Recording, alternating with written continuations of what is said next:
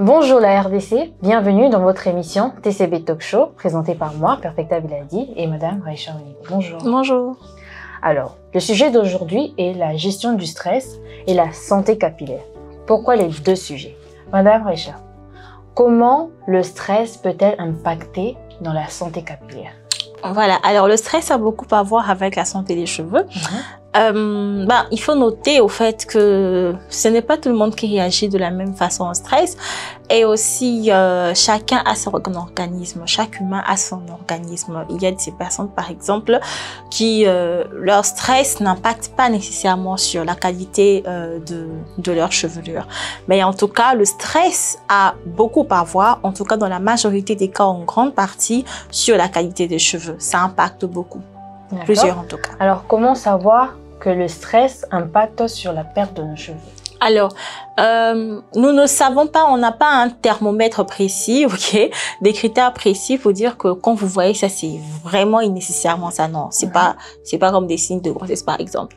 Mais avec le stress, il faudrait voir un peu au niveau des causes. Au niveau des causes, par exemple, si vous êtes récemment passé par des événements assez tumultueux dans votre vie, des problèmes familiaux, financiers et tout, ce genre de stress-là, si vous remarquez que pendant cette période, par exemple, vous avez plusieurs cassures de cheveux, alors là, oui, c'est dû à ce choc-là. C'est un stress qui est à la base de cette coupure de cheveux, encore cette détérioration de vos cheveux.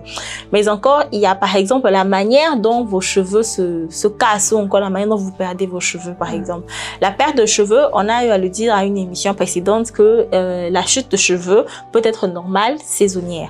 Mais il y a un moment où, par exemple, quand c'est dû au stress, vous verrez que la manière dont vos cheveux se cassent, au fait, sont perdus, ne sont pas comme d'habitude. Au fait, ils se perdent dans des ordres, si je peux le dire terre à terre pour être précise. Mais il y a aussi la période où encore le cycle de vos cheveux, par exemple.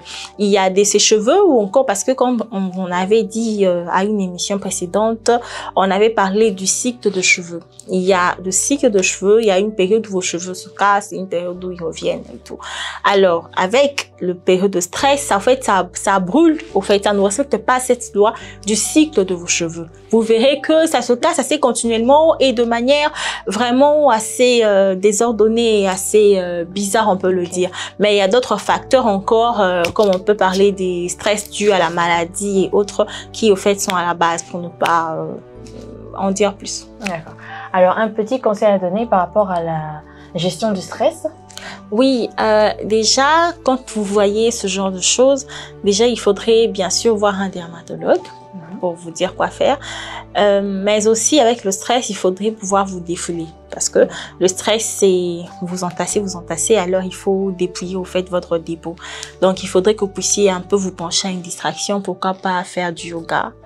Pourquoi pas faire un sport qui vous permet au fait de transpirer, qui vous permet de dégager.